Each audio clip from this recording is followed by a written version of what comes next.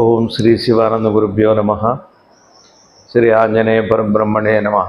ఆత్మబంధువులు ఆత్మస్వరూపులైన అందరికీ నమస్కారం. ఓం నమో భగవతే శ్రీ శివానందాయ.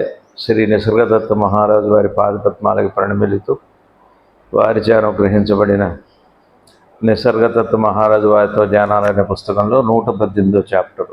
ఒక మాసం తర్వాత మనందరం కలుస్తున్నాం. అందరు బాగున్నారని కలుస్తాను. ఈ గురు పౌర్ణమి గురించి బహుశా ఆ రోజున జూలై 9, 1979 సోమవారం, అది బహుశా గురు పౌర్ణమి అయి ఉంటుంది. గురు పౌర్ణమి సందర్భంగా వారు అనుగ్రహం చేశారు. వారు ఏం చెబుతున్నారో చూద్దాం. మనందరం కూడా గురు పౌర్ణమికి వెళ్ళి దేవాలయాలు, ముఖ్యంగా గురువులు అనే వారి దగ్గరికి వెళ్ళి, గురువుల దగ్గరికి వెళ్ళట్లేదు, అది వేరే విషయం అనుకోండి. గురువు గారు చెప్పారు, మన గురువు దగ్గరికి వెళ్ళి కృతజ్ఞత చెప్పుకునే రోజు అది. ఎందుకంటే భగవంతుడు మనం చూడలేదు, చూడాలని తప్పన మంచిది. అది భగవంతుడు దయతో భగవంతుడు చూడాలనే కోరిక మనకు పుట్టినప్పుడు భగవంతుడు ఏం చేస్తాడంటే దయతో ఒక గురువు రూపం తీసుకొని, ఆ గురువు ఈ గురువు అని కాదు, ఎవరికి ఏ గురువో వారికి వారు ఆ గురువు రూపంలో ఎదురుగా ఉంటారు. వాళ్ళ యోగక్షేమాలతో పాటుగా ముఖ్యంగా వాడు భగవంతుడు చూడాలని తప్పంతో గురువు దగ్గర చేరతారు. ఇవాళ అంటే ఏవో జ్యోతిష్యం, ప్రశ్నలు, వాస్తు అవి వేరు అనుకోండి. ఒకప్పుడు అట్లా లేదు. జ్ఞానం కోసం అరణ్యాల్లోకి ఎక్కడో దూరంగా వెళ్ళి కొద్దిమంది, 1,00,000 మందిలో ఒకడు వెళ్ళేవాడు గురువు దగ్గరికి, తను తాను తెలుసుకోవాలని. సరే, కాలంలో వచ్చిన మార్పు వల్ల మనకి ఈ మాధ్యమాల రూపంలో మంచి మాటల దగ్గరకు వచ్చినాయి. అది ఒక అదృష్టం. అది చెడ్డ మాటలు కూడా బాగానే వచ్చినాయి, రెండు సమానంగానే వచ్చినాయి. ఎవరు దేన్ని వాడుకుంటారో దాన్ని వాడుకుంటారు. సరే, గురువు దగ్గరికి ఆ రోజున వెళ్ళి, గురువు గారికి నన్ను ఇంత బాగా చూస్తున్నారు కదా మీరు అని కృతజ్ఞతాపూర్వకంగా గురు పౌర్ణమి రోజు నమస్కారం చేయాలి. అది గురు పౌర్ణిమ. అందులో ముఖ్యంగా శివరాత్రి ఒకటి, ఏకాదశి ఒకటి, పర్వదినాలు. ముఖ్యంగా శివరాత్రి విశేషంగా జ్ఞానాన్ని అడిగే రోజు. సరే, దాని గురించి చెబుతున్నారు. గురు పూర్ణిమ అనున్నది ఒకరి యొక్క నిజతత్వం యొక్క పరిపూర్ణతను పొందు రోజు అని నమ్మబడును అన సనాతన సాంప్రదాయంలో మన విశ్వాసం ఏమిటి అంటే,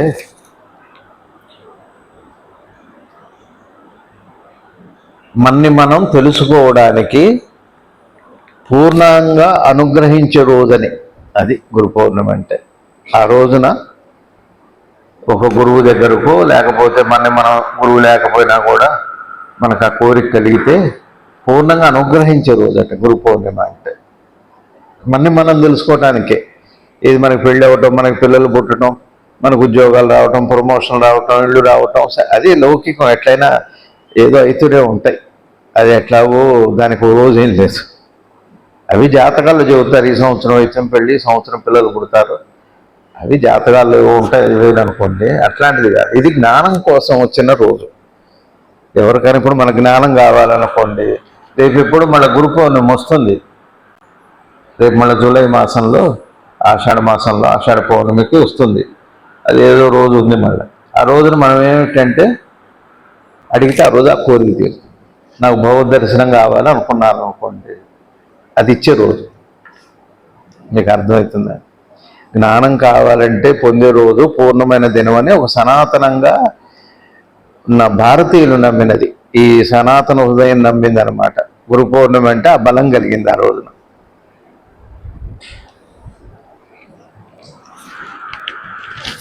గురు పౌర్ణమి రోజు కూడా వెళ్ళి మాకు చదువు కావాలి, మాకు పిల్లలు కావాలి, మాకు పెళ్ళి అవ్వాలి, డైవర్స్ కావాలి. నిజమే, గురు పౌర్ణమి రోజు డైవర్స్ అడిగితే మంచిదే. దేని నుంచి? నా అహంకారం నుంచి, నా మోహం నుంచి, నా మమకారం నుంచి, దాని నుంచి విడాకులు అయితే మంచిదే. ఈ దేహం నుంచి విడాకులు అయితే మంచిదే, దేహభావం నుంచి. మరి దేహభావం నుంచి విడాకులు ఎందుకు? సంబంధమే అది కదా, అడగం. అది అట్లాంటి ఉత్తమమైన రోజు ఇంకేముంది అసలు. కాబట్టి ఇప్పటిదాకా ఒకవేళ మనం మిస్ అయినా రేపు ఎప్పుడుందో చూడండి. మళ్ళీ గురు పౌర్ణమి ఈ సంవత్సరంలో ఈ జూలై నెలలోనో ఎప్పుడు వస్తుందో చూడండి. ఆ రోజున ఇదే అడగండి, జ్ఞానం కావాలంటే ఆ రోజు పూర్ణంగా తీరు. పూర్ణ జ్ఞానం మళ్ళీ కొద్దిగా రావటం, ఏదో కొద్దిగా ఇద్దాంలే ఈ సంవత్సరం, మళ్ళీ వచ్చే సంవత్సరం చూడాలి, ఇటుక మీద ఇటుకు కట్టడం లాంటిది కాదు. జ్ఞానం వస్తే మొత్తం ఒకసారి వస్తుంది, తేప కాస్త రాదు. ఇవాళ కొంచెం రేపు కొంచెం. పిల్లవాళ్ళలాగా కడుపులో పెరిగినట్టు పెరగడం, బయట 6 అడుగులు ఇవ్వడం లాంటిది కాదు. జ్ఞానం అంటే ఒక్కసారి చీకటి. ఇప్పుడు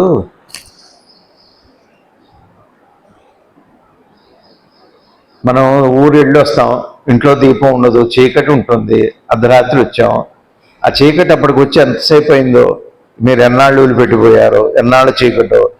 ఒకసారి ఆ స్విచ్ మీద లైట్ వెలగగానే చీకటి పోయింది అంతే, నెమ్మదిగా కనపడుతుందా, ఒక్కసారి వెలుగు వచ్చేస్తుంది, ఆ ఇల్లంతా వెలుగు వస్తుంది, బయటకు కూడా వస్తుంది. అట్లాంటిది గురు పౌర్ణమి అంత విశిష్టమైన రోజు అని చెబుతున్నారు. శివరాత్రి ఎంత గొప్పదో అట్లానే వైష్ణవ సాంప్రదాయంలో ఏకాదశి, వైకుంఠ ఏకాదశి, శ్రీరామనవమి కూడా కళ్యాణం అంటే అర్థం ఏంటంటే నిన్ను నువ్వు తెలుసుకోవడానికి ఉపయోగపడే రోజు అని. శివరాత్రి కూడా అట్లాంటిదే. మన పండగలన్నీ కూడా చివరికి మా దుర్గాష్టమి కూడా నిన్ను నువ్వు తెలుసుకునే రోజు. అన్ని పండగలు ఉద్దేశాలు కూడా నిన్ను నువ్వు తెలుసుకోవడానికి ముహూర్తం అది. ఒకళ్ళు దుర్గాష్టమికి మొదలు పెడతారు, ఒకళ్ళు కుమారస్వామి స్కంద షష్ఠి రోజు మొదలు పెడతారు, ఒకళ్ళు వినాయక చవితి రోజు మొదలు పెడతారు. ఎప్పుడు మొదలుపెట్టినా జ్ఞానమే. ఇవి అవుతాయి లోకంలో, మీరు అడిగిన అడగపోయినా కూడా అవుతాయి. ఇప్పుడు మనందరం తల్లి గర్భంలో నుంచి వచ్చాం కదా, మరి మీ తల్లి గర్భంలో మీరు ఉన్నప్పుడు మీకు ఆకలి లేదా ఇప్పుడు తెలుసా? కొన్ని అడిగారా? అడిగితే నీ తీరిందా? కొన్ని అడగకపోతే ఆగిందా? ఎవరు చూశారు? అదంతా చక్కగా హాయిగా కాళ్ళు చేతులు ముక్కు మొహం అన్ని అంగాలతో తెలివితో బయటకు వస్తున్నాం కదా, 9 నెలలు కడుపులో ఉండి. ఎవరు ఏమడిగితే ఇచ్చారో అది. పోనీ మిమ్మ వీడి కడుపు నిండాలని ఇచ్చిందా? జరుగుతుంది, ఆటోమేటిక్గా జరుగుతుంది. అది అనుగ్రహం అంటే, దయ అంటే అది గురు పౌర్ణిమ అంటే. గురు పౌర్ణిమ అనే మాటకు అర్థం ఏంటంటే తల్లి గర్భంలో శిశువు ఆ చిన్న బిందువు నుంచి రూపం తీసుకొని పిండం అయ్యి రూపం తీసుకొని వస్తాడు. ఎలా సాధ్యమైందో సహజంగా జ్ఞానం కూడా అంత సహజంగా అడగాలి. కాకపోతే నాకు జ్ఞానం కావాలని అడగాలి. ఏ ఇల్లు కావాలని అడగట్లేదా? పెళ్లి కావాలని అడుగుతూనే ఉన్నాం కదా. ఇవి అడిగితే అవుతాయి, అది అడగకుండానే అవుతాయి. భగవంతుడు అడగకుండా కొన్ని ఇస్తాడు, అడిగితే కొన్ని ఇస్తాడు. అడిగితే వచ్చేవి కొన్ని. ఆయన ముందు మనిషి పెద్దవాడు అవ్వటానికి అడగకుండానే పెద్దవాడయ్యాడు. అడిగినవి భౌతిక సంపద. అది జ్ఞాన సంపద కూడా అడగకుండానే ఇచ్చాడు, కానీ గుర్తుపట్టాలి.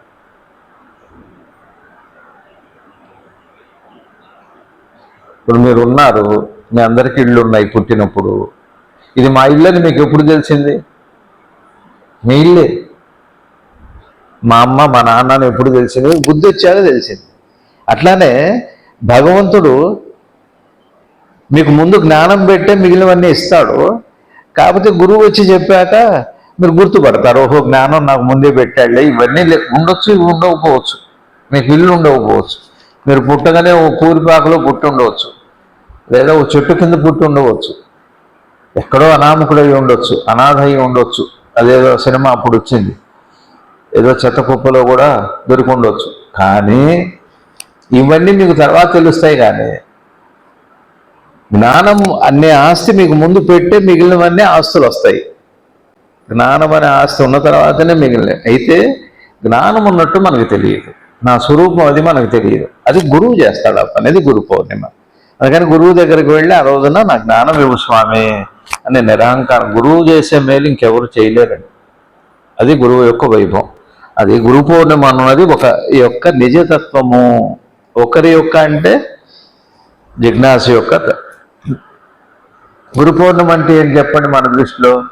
అది గురువు గారిది, దత్తాత్రేయ వారిది, అదేదో దేవుడికి గురువు సమయం కాదు, నీకు సమయం. గురు పౌర్ణమి అన్నది దేవుడి పండగ కాదు, నీ పండగ, నిన్ను నువ్వు తెలుసుకునే పండగ. అర్థమవుతుందా? శివరాత్రి శివుడు పండగ, శ్రీరామనవమి శ్రీరాముడు పండగ, హనుమత్ జయంతి ఆంజనేయ స్వామి పండుగ, గురు పౌర్ణమి నీ పండగ, నిన్ను నువ్వు తెలుసుకునే పండగ. అది గురు పౌర్ణమి. రాజుగారు అర్థమవుతుందా?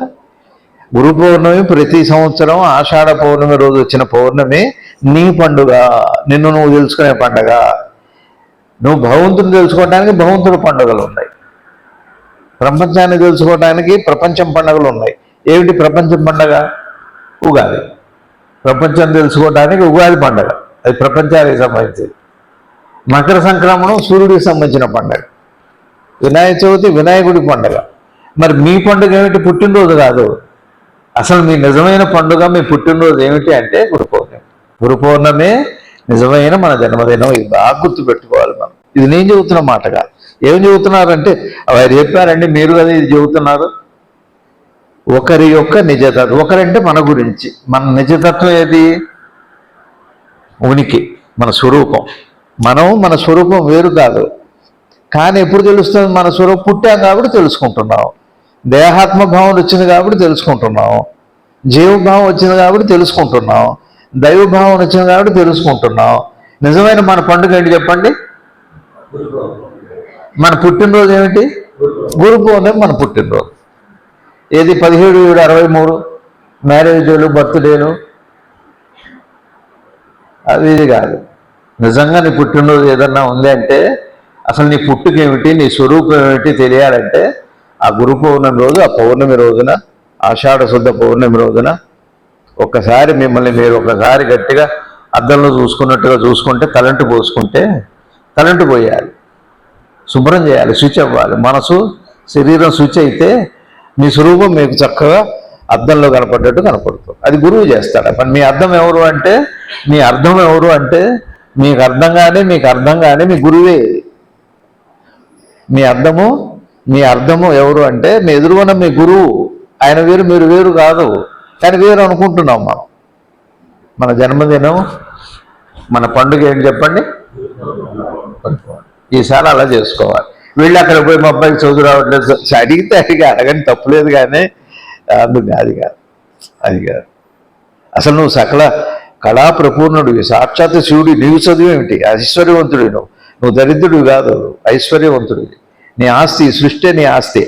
గురు పౌర్ణమిలో తెలుస్తుంది అది అని చెబుతున్నారు ఆయన. అంటూ ఎవరు చెబుతారండి? ఒక జ్ఞానే చెబుతారు. మీరు వేరు, మీరు తక్కువ వాళ్ళు. మన తత్వంలో లేదు అది. అందరూ గొప్పవాళ్ళే చెప్పేది. మన హిందూ సనాతన ధర్మం దండం పెట్టడం అనేది కృతజ్ఞత మనం పెట్టేది. ఎవరు నేర్పరు, కాళ్ళు పట్టుకోమని చెప్పని ఎవరు చెప్పరు. అది మీకు అనిపించాలి, మీరు చేయాల్సిందే. సరే, ఆత్మసాక్షాత్కారం జరిగిన పిమ్మట భక్తి కార్యక్రమాలు పరోక్షముగా కొనసాగడం. మీ గురు పౌర్ణమి రోజు మీరెవరో మీకు తెలిసారనుకోండి, మీ స్వరూపం మీకు తెలిసిందనుకోండి, నేను ఉనికినే, నేను పరమాత్మనే అని మీకు తెలిసిందనుకోండి. తెలిస్తే ఏమవుతుందంటే ఇప్పుడు ప్రత్యక్షంగా జరుగుతున్నటువంటి పూజలు, దేవతా ఆరాధనలు ఇవన్నీ పరోక్షంగా జరుగుతాయి.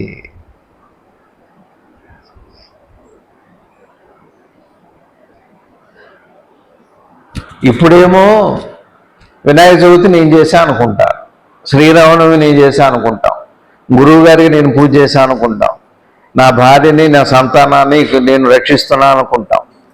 మీ గురు పౌర్ణమి రోజు జ్ఞానం కలిగిందనుకోండి, ఇదంతా నేనే చేసుకుంటున్నా. ఎవరికైనా అన్నం పెట్టానుకోండి, నాకు నేను పెట్టుకుంటా అంటారు. అప్పుడు ప్రేమ అనేది అప్పుడు వస్తుంది, సమాజంలో వికాసం అప్పుడు వస్తుంది. ఇప్పుడు మనం ఏం చేస్తాం? నేను లేకపోతే వీళ్ళు ఎవరు ఉన్నారు, ఎవరో సహాయం చేస్తారు, మీకు సంబంధం చెబుతారు, మా గొప్పతనమే అంటారు. అసలు కృతజ్ఞత పోయింది. అసలు నిజమైన కృతజ్ఞత ఏమిటి అంటే, పొద్దున ఎవరితోనే చెప్పిన మాటల్లో ఏం చెప్పానంటే, ఫస్ట్ అనొచ్చి నాకు భేదం వచ్చింది. ద్వైత భావం నీకు పరమాత్మకి, నీకు దైవానికి కాదు, నీ మధ్యనే వచ్చింది. నీ నుంచి నీకు ద్వైత భావం రామట్టే నీకు ప్రపంచంతో దైవంతో ద్వైత భావం, దేవుడు వేరు నేను వేరు అని. అసలు నీ నుంచి నీకు ద్వైత భావం వచ్చింది. ఇవాళ నా భార్య వేరు, నా శత్రువు వేరు, నా మిత్రుడు వేరు, మా నాన్న వేరు, మా అమ్మ వేరు, ఇవన్నీ అంటున్నావు. రేపు ఇవాళ ఎవరికైనా సహాయం చేస్తే నేను వాడికి చేశానండి, వాడు నా వల్లే బాగుపడ్డాడు అంటారు, వాడు మోసం చేశాడు అంటారు, వాడు నన్ను బాగు చేశాడు అంటారు. ఇవన్నీ అంటాం. కానీ ఒక రోజున ఏమర్థమవుతుందంటే నేనే చేసుకుంటున్నా అంటారు. అందుకని మీరు ఎప్పుడైనా చూసారో లేదో, గురువుగారి ఫంక్షన్స్కి పోతే గురువుగారికి పాద పూజ చేసిన తర్వాత ఆ పాదాల మీద ఆయన పడ్డ పువ్వుని, వారికి ఆ పాదాల మీద పడ్డ పువ్వుని, ఆ దళాన్ని నెత్తిన పెట్టుకునేవారు. చిత్తం. వారికి వారే దైవం, వారి భక్తుడు వారే, వారికి వారే గురువు, వారికి వారే శిష్యులు, వారికి వారే దైవము, వారికి వారే భక్తులు. అట్లాంటి ఉన్నత స్థితి గురు పౌర్ణమి ఇస్తుందండి. దాన్ని వాడుకుందాం ఈ సంవత్సరం. కాలం గంభీరంగా ఉంది. ఓ 2 మాటలు చెబుతున్నా, బాగా గుర్తుపెట్టుకోండి. చూస్తూనే ఉన్నారుగా గంభీరమైన కాలం అంటే ఎట్లా ఉంటుందో. ముఖ్యంగా రేపు 8వ తారీఖు, జూన్ 8వ తారీఖు నుంచి 23వ తారీఖు దాకా జాగ్రత్తగా భగవన్నామం చేసుకోండి. ఎక్కడున్నా, ఏ దేశంలో ఉన్నా, మీరు ఇంట్లో ఉన్నా, బయట ఉన్నా, మీ వాళ్ళు బయట ఉన్నా, మీతో ఉన్నా, ధర్మంలో ఉండండి, రక్షణ అడగండి. దేశాధినేతలు కూడా జాగ్రత్తగా ఉండే సమయం. ఎంత దేశాధినేత అయినా జాగ్రత్తగా ఉండే సమయం ఉంది. ముఖ్యంగా రేపు 23వ తారీఖు, రేపు 22 హనుమ జయంతి ఉంది. బాగా ప్రార్థన చేయండి. ఆంజనేయ స్వామి రక్షకుడు, ఆయన త్రిమూర్త్యాత్మక స్వరూపుడు, ముక్కోటి దేవతల యొక్క స్వరూపం ఆంజనేయ స్వామి. 22వ తారీఖు హనుమ జయంతి. హనుమ జయంతి బాగా చేసుకోండి. సరే, మన దగ్గర ఏదో జరుగుతుందో, వచ్చేవాళ్ళు వస్తారు, అది వేరే విషయం. 23న బాగా ప్రార్థన చేయండి. మీ పిల్లలు ఎక్కడున్నారో, మీ భార్య మీ పక్కన ఉంటే రక్షణ ఉందని మనం అనుకుంటాం. అది ఎట్లేం లేదు. మీరు పక్కన ఉంటే మీరు ఏం చేస్తారు? బాధపడటానికి మనం పక్కన ఉండేది. మహా అయితే పక్కన ఉండటం వల్ల బాగా పట్టడానికి ఉపయోగపడతాం. కాస్త దూరంగా ఉంటేనే ఏం తెలియక ధైర్యంగా ఉంటాం, బాగున్నారన్న ధైర్యంతో ఉంటాం. పక్కనే ఉండి బాధపడుతుంటే ఎక్కువ బాధపడటానికి. సంబంధమేగా బాధ, సంబంధమే బాధ, సంబంధమే బోధ, సంబంధమే జ్ఞానము. సంబంధం లేకుండా ఏ సంబంధము లేదు. సరిగా వినాలండి. సత్సంగాలు కూడా వినాలి. ఎందుకు చెబుతున్నారు, పెద్ద చిన్న అన్నీ రావాలి. ఏం చేసుకుంటాం, ఈ అహంకారం దేనికి పనికిరాదు. కాబట్టి మీ అందరికీ ప్రార్థన ఏమిటంటే, భయపెట్టాలని కాదు, ఏమంటే నేను జీవితం అవుతుందని కాదు. రేపు జూను 8వ తారీఖు నుంచి జాగ్రత్తగా ఉండండి. ఎటు వెళ్ళినా జాగ్రత్తగా వెళ్ళండి. దేశం అంతా ఒకటే సూత్రం. ఏమిటి సూత్రం? పొద్దున్నే ఇప్పటి నుంచి ఇక ముందైనా ఎప్పటికైనా ఒకటే ప్రార్థన. సద్గురుదేవులు చెప్పింది, కళ్ళు మూస్తే దైవాన్ని స్మరించు, కళ్ళు తెరిస్తే దేశాన్ని ప్రేమించు, సేవించు. ఏమడుగుతారు అంటే, సర్వే జన సుజనో భవంతు, అందరూ మంచివాళ్ళు అవ్వాలి. భార్య మంచివాడు కాదనుకోండి, ఏం క్షేమం ఉంటుంది? భర్తకి ఏం క్షేమం? ఎట్లాంటి కాలంలో ఉన్నాం? ఇంత భయంకరంగా ఉంది. వినకూడనివన్నీ వింటున్నాం. 5వ తరగతి పిల్లవాడిని క్లాస్ టీచర్ తీసుకెళ్ళిపోయింది. అట్లాంటివి వింటున్నాం. ఏమన్యాయం? 5వ తరగతి పిల్లవాడిని ఆ క్లాస్ టీచరు తీసుకెళ్ళిపోయింది. ఇది కాలం ఇప్పుడు. అర్థమైందా? ఏమండి, ఎట్లాంటివి మాకు అర్థం కాదు, మాకు ఎప్పుడు మంచి వింటే మంచి వాళ్ళే గొప్పవాళ్ళే, కానీ లోకం అలా. అందుకనే భార్య భర్త, భర్త భార్య, ఎవరైనా పక్కన ఉన్నవాడు బాగుంటేనే మనం బాగుంటాం. మనం బాగుంటే కాదు, మనసులో బాగుంటే దేశం అంతా బాగుంటుంది. పక్కవాడు బాగుంటే మనం కూడా బాగుంటాం. చూడండి, మొన్న కాశ్మీర్ వెళ్ళారు పాపం, ఏదో చూద్దామని వెళ్ళారు. అడిగల్లా కాల్చి చంపారేశారు. బట్టలు ఇప్పి చూసేలా కాల్చి చంపారు. ఏం క్షేమం ఉంది? ఆ కొడుకు తండ్రిని తీసుకెళ్తుంటే ఆ దుఃఖం చూడండి ఎట్లుంటుందో, ఎంత బాధ ఉంటుందో. విగత జీవుడే తండ్రిని కాల్చి పారేశారు. కాలు గుండె మీద పెట్టి తుపాకీ గుండె కాల్చి పారేశారు. దూరం లేకుండా ఒక క్షణం మీరు ఊహిస్తే తెలుస్తుంది ఆ బాధ. అదే మన భార్య, మన భర్త అక్కడ ఉంటే, ఆ భర్తను తీసుకెళ్తుంటే అక్కడ ఉన్న భార్య పరిస్థితి అంటే, ఎప్పుడే పెళ్లి చేసుకొని వెళ్ళారు చూద్దాం, కాశ్మీర్ అందాలు చూద్దాం, సౌభాగ్యమే పోయింది. ఏం క్షేమం ఉంది? మనిషి నుంచి మనకి దేశంలో యుద్ధాలు జరుగుతాయి, కానీ మన ఇళ్లలో రోజు ఎవరికి ఏం శాంతి ఉందండి? కొడుకు ఏం చేస్తాడో తెలియదు, కూతురు ఏం చేస్తుందో తెలియదు, కోడలు ఏం చేస్తుందో తెలియదు, తమ్ముడు ఏం చేస్తాడో తెలియదు, భార్య ఏం చేస్తుందో తెలియదు, ఎవరు ఏం చేస్తారో తెలియదు. అలా ఉంది కాలం. బాగలేదు, ఏం బాగలేదు. అది బాగుంటే మంచిదే. అందుకనే గురువు గారు ఏం చెప్పారు ప్రార్థన అంటే, సర్వే జన సుజనో భవంతు, అందరూ మంచివాళ్ళు అవ్వాలి. సర్వే సుజన సుఖినో భవంతు, మంచి వాళ్ళే బాగుండాలి. ఇది గొప్ప ప్రార్థన. ఇది చెయ్యండి. రెండోది గురువు గారు అందించిన ఓ మహామంత్రం, ఓం నమో భగవతే రుద్రాయ, ఓం నమో భగవతే రుద్రాయ. మేము అది చదవండి, మాకు నమ్మకం లేదు. మీకు నమ్మకం ఉన్నది చదువుకోండి. హనుమాన్ చాలీసా చదువుకోండి, అష్టాక్షి చదువుకోండి, రామనామం చేసుకోండి, దుర్గామ్మవారి నామం చేసుకోండి. రెండే, ఒకటేమో మీ ఇష్టదైవాన్ని తలుచుకోవటం, రెండేమో సర్వే జన సుజనో భవంతు, సర్వే సుజన సుఖినో భవంతు. చెడ్డవాళ్ళు పోవాల్సిందే, చెడ్డవాళ్ళు ఉండకూడదు. యుద్ధం వద్దనకూడదు, యుద్ధం కావాలి. యుద్ధం ఎందుకు కావాలంటే చెడ్డవాళ్ళు పోవాలి. ఉంటే మీకే క్షేమం లేదు కదా. దేశం అంతా పోయాక ఏం చేస్తారు? భయంకరంగా ఉంది కాలం, జాగ్రత్తగా ఉండాలి, క్షేమంగా ఉండాలి. ముఖ్యంగా ఈ సమయంలో రేపు హనుమ జయంతి బాగా చేసుకోండి. ఎవరిళ్లలో వాళ్ళు ఎక్కడున్నా, ఏ దేశంలో ఉన్నా. ఏముంది, ఆంజనేయ స్వామికి 5 దండాలు 5 నమస్కారాలు చేయటం.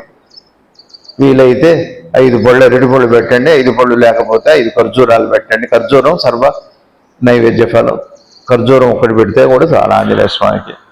ఒక ఖర్జూరం పెట్టి దేశాన్ని చల్లగా చూడు, ప్రజలందరూ నా వాళ్ళందరూ నా వాళ్ళంటే నా భార్య పిల్లలు కాదు, మీరు నేను అందరం కూడా, అందరూ బాగుంటేనేగా.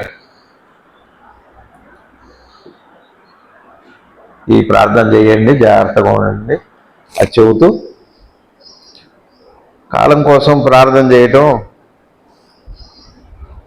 ఇది గురు పౌర్ణిమ, ఇదంతా జ్ఞానం అయిపోయింది కదా. ఆత్మసాక్షాత్కారం జరిగిన పిమ్మట భక్తి కార్యక్రమాలు పరోక్షంగా కొనసాగను. ఆపడు, వాళ్ళేడు వీళ్ళేడు దేవుళ్ళు లేడు, అక్కర్లేదు పూజలు అక్కర్లేదు, మేమంతా దాటిపోయేవన్నీ మాట్లాడు కాదు. పరోక్షంగా జరుగుతాయి. ప్రత్యక్షంగా పరోక్షంగా అంటే మీకు కనపడేదంతా దైవమే. మీరు అన్నం పెట్టారు అనుకోండి, నేనే తిన్నా అనుకుంటారు. ఇప్పుడు మీరు ఎంత ఇష్టంగా తింటారు చెప్పండి. ఒక పల్లెల్లో పెళ్ళికి వెళ్ళాం, అక్కడ మెను అంతా ఉంటుంది. గప్చుప్పులు, పానీపూరీలు, పిజ్జాలు, బర్గర్లు, తరిగిన మొక్కలు, ఆకుకూరలు, ఒక పక్క గోంగూర పచ్చడి, ఒక పక్క కందిపూడి, అన్నీ కనపడతాయి. మీకేమనిపిస్తుంది? ప్రీతిగా తినాలనిపిస్తుంది. ఎదురుగా ఉన్న వాళ్ళు కూడా నేనే అని తెలిసాక అప్పుడు మీకు ఎవరికైనా ప్రీతిగా పెట్టాలనిపిస్తుంది. ఇది ఒకప్పుడున్న కాలం. ఇప్పుడు అలా లేదు, మనం ప్రీతిగా తింటాం. మీకు గురు పౌర్ణమి అర్థమైన తర్వాత ఇతరులకు ప్రీతిగా ఉండగలుగుతారు. వాళ్ళకి వాళ్ళు ఉంటే అమ్మ జిల్లేడు పళ్ళు మట్టనే ఉండేవారు. పందికి పెడితే ఆ ఆకలి ఈవిడికి నిండేదిట. మీరు ఎవరికో కడుపు నింపారనుకోండి, ఆవిడ కడుపు నిండిపోయేది. కంచి పరమాచార్యుల వారు చేశారు, అలా గురువు గారు చేశారు. గురువుగారు ఒకసారి వరంగల్లో పైన బిల్వార్చన చేస్తున్నారు అయ్యప్ప స్వామి ఊళ్ళో. చేస్తుంటే కింద ఆవు అరుస్తుంది, ఎవరికి వినపడదు కూడా, ఎక్కడో దూరంగా పైన ఎక్కడో చేసుకుంటున్నారు. గురువుగారు పూజ ఆపి ఒకసారి పిలిచి కింద ఆవుకి నీళ్లు పెట్టండి అని చెప్పారు. వెళ్ళి ఆవుకి నీళ్లు పెడితే ఆ నీళ్లు తాగి వెళ్ళిపోయింది. ఆయనకి దాహం తీరిపోయింది. గురువుగారు అట్లా ఉంటారు. అప్పుడు వాళ్ళు ఎవరికి ఏం చేసినా వాళ్ళకి నిండుతుంది. ఇప్పుడు మనం చేసుకుంటేనే కడుపు నిండుతుంది. గురు పౌర్ణమి అంటే అర్థమైందా? ఎవరికి చేసినా వాళ్ళ కడుపు నిండుతుందో, ఎవరికి చేస్తే వాళ్ళ దాహం తీరుతుందో, ఎవరికి చేసినా వాళ్ళకి సంతోషం కలుగుతుందో, ఎవరికి చేసినా శాంతి కలుగుతుందో, ఎవరికి చేసినా పూజ అవుతుందో, ఎవరికి చేసినా యజ్ఞం అవుతుందో, అది తెలియటం గురు పౌర్ణిమ. అది జరుగుతుంది గురువు దగ్గరికి వెళ్తే. గురువుకి అందరి దగ్గరికి వెళ్ళాలి. అంతేగాని ఈ సంవత్సరం ఉన్న పిల్లలు ఇవ్వండి, ఎట్లా కొట్ట ఇన్నాళ్ళుగా మీ దగ్గరకు వస్తున్నాం, మీరు ఎట్లా మోసం చేస్తున్నాం అన్నారు మమ్మల్ని. గురువేం మోసం చేయలేడు, మధ్యవర్తిత్వాలు ఆయన ఏం చేయడు. నేను మోసపోండి అని ఏం చెప్పడు. అది మీ దౌర్భాగ్యం. గురువుని ఎందుకంటే మహాపాపం ఇంకోటి లేదు, బాగా గుర్తుపెట్టుకోండి. మీకు ఊరుకోండి కానీ గురువుని ఎందుకు చేయకండి. గురువునింద అంటే మంచివాడిని ఎవరిని అనొద్దు. మీ భార్య మంచిదే అనుకోండి, అది గురువునిందే. అది అర్థమవుతుంది, గురు పౌర్ణమికి అర్థమవుతుంది. కాబట్టి అట్లాంటి కాలంలో ఉన్నాం. భక్తి కార్యక్రమాలు పరోక్షంగా జరగడం. సద్గురువు ఇంద్రియములతో అర్థము చేసుకునబడువాడు కాదు. మీ కంటికి కనిపేవాడు మీ గురువు కాదు. వాడు దేహం అనుకుంటే మీ పొరపాటే. మీ ఇంద్రియాలకి ఏం కనపడతాయి? మీ కడికి వాడి కళ్ళు కనపడతాయి, చేతులు. ఇంతేనా సద్గురువు అంటే? ఇంద్రియాలు కనపడ్డాడు, మనసుకు అర్థం కాడు ఆయన. ఈ దేహానికి బుద్ధికి అర్థమైన వాడు కాదు గురువు. దీనికి వెనక ఉండే ఒక పరాత్పర స్వరూపం ఆ గురువు వైభవం అంత గొప్పది. గురు పౌర్ణమి రోజు ఇది అర్థమవుతుంది. గురువు నిజంగా ఆ విధంగా ఆశ్రయించాలి. గురు పౌర్ణమి రోజు ఎక్కడున్నా, ఏ దేశంలో ఉన్నా, ఏ ప్రాంతంలో ఉన్నా, తన గురువు అనుకున్న వాడి దగ్గరికి వెళ్ళి కృతజ్ఞత చెప్పుకోవాలి. నా జ్ఞానం ఇవ్వండి ఈ రోజు అన్న. ఇన్నాళ్ళు నన్ను పక్కకు పెట్టారు, ఇంకా చాలా నాకు తృప్తి. జ్ఞానం వస్తే ఇల్లు వదిలిపెట్టి పారిపోతారా? పిల్లలు వద్దా? పెళ్లి కాదా? నా గురువు గారు నాకు అదే చెప్పారు 94లో, నువ్వు పెళ్లి చేసుకోవాలి, సంవత్సరాల నుండి తరించాలన్నారు. అట్నే చేశారు ఆయన. పెళ్లి చేసుకోవద్దు, నీకు పిల్లలు వద్దు, నువ్వు వైరాగ్యంలో ఉండు, భార్యను ప్రేమించొద్దు, అన్నం తినొద్దు, ఇడ్లీ తినొద్దు, ఇవేం చెప్పరు గురువు గారు. ఇవన్నీ ఉంటూనే జ్ఞానం కావాలి. జ్ఞానం అంటేనే ఇవన్నీ పరోక్షంగా ఉంటాయి, ప్రత్యక్షంగా కాదు. నేను అదే చెప్పాను నిన్న రమణ భగవాన్, వినండి మీరు. కాబట్టి గురువు ఈ ఇంద్రియాలకి అర్థం కాదండి, బాగా అర్థం పెట్టుకోండి. గురువు అంటేనే అందుకనే అంత భక్తి కాలవాలి, గురువు మీద అంత భక్తి రావాలి. దైవమే నా గురువు, నా ఎదురుగా ఉన్నవాడు. ఇప్పుడు మీరు తిరుపతి వెళ్ళారనుకోండి, వెంకటేశ్వర స్వామిని అంటుకొనిస్తే ఏం చేస్తారు? చూడటానికే తోసేవతలు పడేస్తారు, అది వేరే విషయం అనుకోండి. సపోజ్ రాండి దగ్గరకి అన్నారు అనుకోండి, ఏం చేస్తారు? అసలు వదిలిపెడతారా? వీళ్ళ అమాంతం పోయి ఆయన పాదాల మీద పడతారు. అట్లా అనిపించాలి గురువు అంటే. మీ ఎదురుగా ఉన్న ఫోటో ఎక్కడికో వెళ్ళి సేవ చేస్తాం కానీ మన ఇంట్లో ఫోటోని మాత్రం దైవం అనుకోం. దురదృష్టం అండి అది. తిరుపతిలోనే వెంకటేశ్వరం ఉన్నాడు అనుకోవటం భక్తి కాదు. ఎదురుగా నీ ఫోటోలో ఉన్న వెంకటేశ్వరం అంత గొప్పవాడే.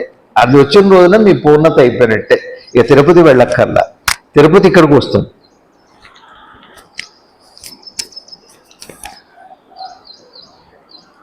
చలపతి చెలో తిరుపతి అనే సినిమా ఒకటి ఉంది. అట్లనే సద్గురువు ఇంద్రియములతో అర్థం చేసుకొనబడువాడు కాడు. రెండోది, సద్గురువు తెలియబడడు, ఈ ఇంద్రియాలకి తెలియబడు. ఎన్నాళ్ళు మనం దీంతోనే ఆధారపడతాం. ఈ బుద్ధికి అర్థమైతే నమ్మకం, ఈ బుద్ధికి అర్థం కాదు వదిలిపెట్టేస్తాం. మీ ఇష్టం వచ్చిన నిర్ణయం తీసుకుంటారు. బండి బాగున్నాడు అంటారు, బాగలేడు అంటారు, చిక్కాడు అంటారు, బాగా బలిసాడు, బొగ్గులు వచ్చినాయి అంటారు, ఊళ్ళో కంటే బయటకు వెళ్ళే నెల రోజుల్లో బాగా బలిసి వచ్చాడంట. ఏమైనా అనిపించవచ్చు, దానికి మన దురదృష్టం. ఇంద్రియాలకు అంతే కనపడతాం. ఇంద్రియాలకు ఏం కనపడుతుంది? ఎట్లుంటే అట్ట కనపడుతుంది. గురువు గారు ఎట్లానూ లేడు, అన్ని రూపాల్లో ఆయన ఉన్నాడనే భక్తి రావాలి. నిజాయితీతో కూడుకొని విశ్వాసంతో ఒకరు గురువు వచనములను అంటిపెట్టుకుని ఉన్నచో చైతన్యము స్వేచ్ఛ పొందును. ఎంత అద్భుతంగా చెబుతున్నారు అండి. చైతన్యము స్వేచ్ఛ పొందును అంటే అర్థం ఏంటో తెలుసా అండి? నిజాయితీతో కూడుకో, నిజాయితీగా ఉండాలి, గురువు దగ్గర ప్యూర్గా ఉండాలి, ఆయన మాటనే అర్థం చేసుకోవాలి. అంటి పెట్టుకుని ఉండొచ్చు, ఆయన మాట మీద గౌరవం పెట్టుకొని వారి మాటను విశ్వసిస్తూ అనుసరిస్తూ ఉంటే చైతన్యము స్వేచ్ఛను పొందును. చైతన్యం స్వేచ్ఛను పొందును ఎందుకన్నారో తెలుసా అండి? ఇప్పుడు మన చైతన్యం ఇంద్రియ జ్ఞానంతో ఉంది, ఈ కళ్ళతో, ఈ బుద్ధితో, ఈ మనసుతో. గురువు మనకు అర్థం కాడు. స్వేచ్ఛ పొందాక వెంటనే అబ్బా ఎట్లాంటి వస్తువు నా ఎదురుగా ఉంది, ఇట్లాంటి వస్తువా నా పక్కన ఉన్నాను, ఎన్నాళ్ళు తిరిగాను నేను, ఇట్లాంటి వస్తువుతోనా నేను ఎన్నాళ్ళు గడిపానని ఎంత ఆనందంగా ఉంటుంది. అది స్వేచ్ఛ. ఇప్పుడు ఏదైతే అపార్థమైందో, ఏదైతే ఇంద్రియాలు సరిగ్గా కనపడలేదో అది సరిగ్గా అర్థమవుతుంది. అది స్వేచ్ఛ అంటే. ఇంకొకటి, నిజాయితీతో అంటి పెట్టుకున్నచో చైతన్యము స్వేచ్ఛను పొందును అంటే ఈ కళ్ళకే ఆ కనపడుతున్న వస్తువు, ఈ కళ్ళకి, దృష్టికి, దృక్కుకి ద్రష్ట ఏదైతే ఉందో చక్కగా సుస్పష్టంగా ఉన్నట్టుగా అర్థమవుతుంది. వారి మాట ముందు ఉండాలి. అట్లా ఉంటేనే. అలా కాకపోతే ఈ ఇంద్రియాలకు ఎప్పుడు అట్లే కనపడతాడు. ముసలాడుగా గురువు గారు అప్పటికిప్పటికి ఎంత మారిపోయాడు. అప్పుడు ఎంతో బాగుండేవాడు, ఇప్పుడు బాగా మోసకారు అయిపోయాడు. అప్పట్లో డబ్బులు పిచ్చి లేదు, ఇప్పుడు BMW కార్లు తిరుగుతున్నాడు, నగలు వేసుకుంటున్నాడు, అజ్ఞానంలో పడ్డాడు అనిపిస్తుంది. ఇంతే. స్వేచ్ఛ వచ్చాక అట్ట అనిపించదు. నా గురువు సర్వాంతర్యామి, ఆయనకి ఏదీ లేదు. దత్తాత్రేయులు వారు పరశురాముడు కనపడ్డుగా కనపడతాడు. అది స్వేచ్ఛ పొందటం అంటే, అది గురు పౌర్ణిమ అంటే. అంటూ చైతన్యము సద్గురువును వర్ణించజాలదు. సద్గురువు శాశ్వతుడు, పరిపూర్ణుడు, కోరికలు లేనివాడు. ఒకరు ఆయనపై నిధి ధ్యాసను జరపవలను. ఎవరైతే గురు పౌర్ణిమ రోజున లేదా గురువును ఆశ్రయించున్నారో వారు ఏం చెబుతున్నారో శ్రద్ధగా వినాలి. వారు ఏం చెబుతున్నారో శ్రద్ధగా విన్నారు. మొన్న కంచి పరమాచార్య వారు వారి శిష్య స్వీకారంలో ఎలా చేశారు? ఆయన తపస్సునిచ్చారు, ఆయన మనసునిచ్చారు, ఆయన హృదయాన్ని ఇచ్చారు శిష్యుడికి. అది గురువు అంటే. చూసి ఉంటారు మీరంతా. కాబట్టి గురువు అంటే మామూలు వాడు కాదండి. కల్మషంతో ఉంటే ఏమిస్తాడు? ఎట్లా ఉంటే అట్లా. మన ఇళ్లలో అయినా, మన భార్య అయినా, మన పిల్లలైనా ఎట్లా కనపడితే అట్లా, ఎట్లా ఆలోచన ఉంటే అట్లా కనపడతారు. నా భార్య మంచిది కాదనుకున్నాను అనుకోండి, మంచిగానే కనపడదు.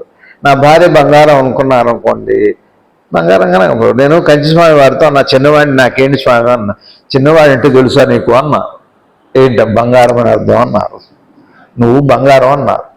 అది వారి నా మీద ఉండి వారి అభిప్రాయం. సరే కానివ్వండి. అందుకని బాగా గుర్తుపెట్టుకోండి, అజ్ఞానంలో పడకండి. గురువు దగ్గర గురు పౌర్ణమిని వాడుకుందాం.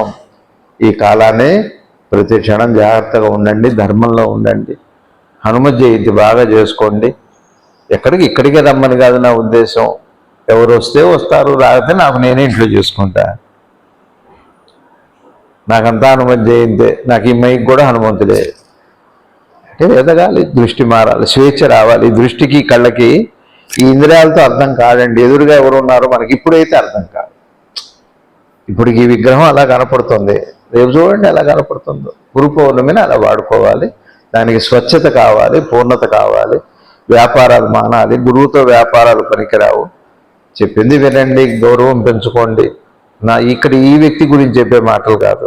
మీరెవరన్నా గురువుని ఆశ్రయిస్తే, ఎవరు ఎక్కడ ఉన్నా, ఏ ప్రాంతంలో ఉన్నా, గురువు ఒక అపూర్వమైన వస్తువు.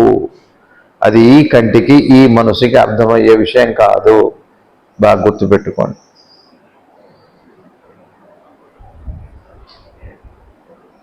ఇప్పుడు మనందరికీ మనసు ఉంది కదా, ఉందా లేదా? జ్ఞానం అంటే చెబుతా, మనసు ఉందా లేదా మనకి? ఏమో మీకు మనసు ఉందా లేదా? దేహం ఉందా లేదా మనకి? సరే దేహం వదిలిపెట్టండి, మనసు అయితే ఉంది కదా. అని ఆ మనసే నేను అనుకుంటున్నా అంతే. అజ్ఞానం అంటే అర్థం ఏంటంటే ఆ మనసుని నేను అనుకోవటం.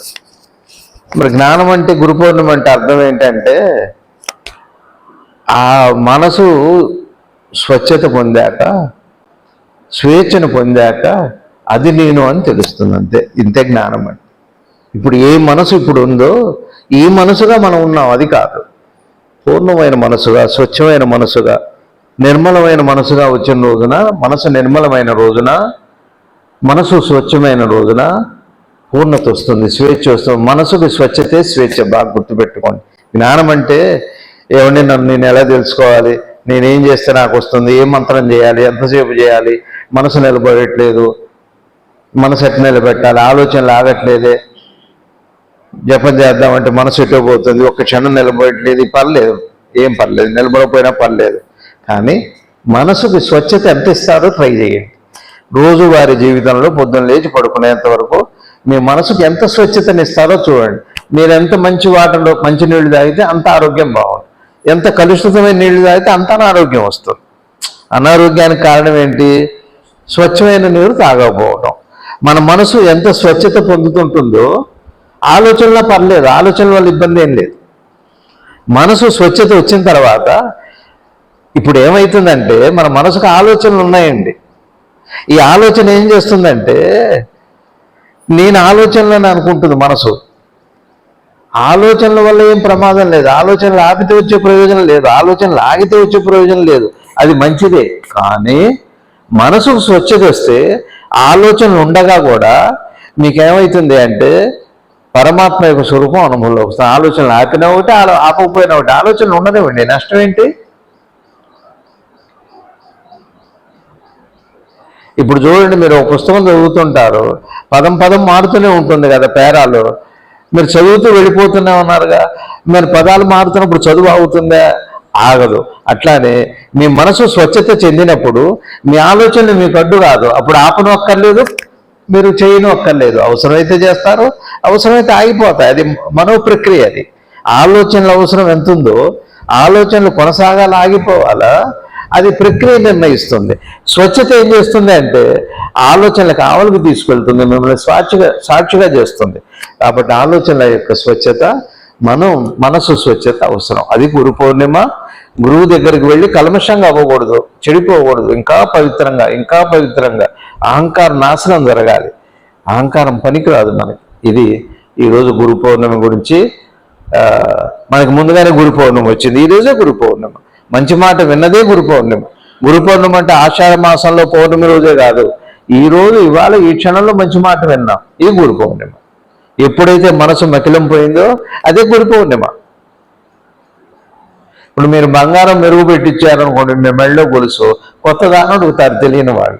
కాదండి మెరుగు పెట్టించా పాతదే అంట. మెరుగు పెట్టాక ఏమవుతుంది? పాత కొత్త ఉండదు, మీకు కొత్తదే. మెరుగు లక్షణం అది. అట్లానే ఆ బంగారంలో నగ ఏ రూపంలోనైనా ఉండని, ఏ మోడల్ కానివ్వండి, మీకు కనపడేది బంగారమే, మోడల్ కాదు. మోడల్ని ఇష్టపడతాం, బంగారాన్ని ప్రేమిస్తాం. బంగారాన్ని ప్రేమిస్తాం, మోడల్ని ఇష్టపడతాం. బంగారం ఉంచుకొని మోడల్ మార్చుకుంటారు. అట్లానే ఆలోచనలు మోడల్ లాంటివి. మీ ఎరుక, మీ లోపల మనోస్వచ్ఛత, అదే ధ్యానం అంటే. అది బంగారం లాంటిది. బంగారం ఉంటేనేగా నగ. నగ దేని మీద ఆధారపడుతుంది? బంగారం మీద ఆధారపడుతుంది. ఎరుక బంగారం లాంటిది, నగ ఆలోచన లాంటిది. అంటే ఆలోచన లేకపోతే బంగారం అంటే మోడల్ తీసేస్తే బంగారం పోతుందా? బంగారం ఉంటే మోడల్ ఉంది, కానీ మోడల్ని బట్టి బంగారం లేదు. బంగారం ఎప్పుడు అలానే ఉంటుంది, మోడల్ మారుతుంటుంది. అట్లానే మీ ఆలోచనలలో స్పష్టత, స్వచ్ఛత, ఆ గురువు అనుగ్రహం కలిగితే ఏమవుతుందంటే ఆలోచనలు ఆపనక్కర్లేదు, కొనసాగించడం అక్కర్లేదు. ఆలోచనలు అట్లా ఉంటాయి బంగారంలో నగలాగా. అది తెలుస్తుంది. అది గురువు యొక్క అనుగ్రహం. గురువు యొక్క రుణం ఎలానూ తీరదు. ఆ ప్రయత్నం అది ఇంద్రియాలు అనుకునే అపోహ, అపార్థం, ఇంద్రియాల యొక్క అపార్థం.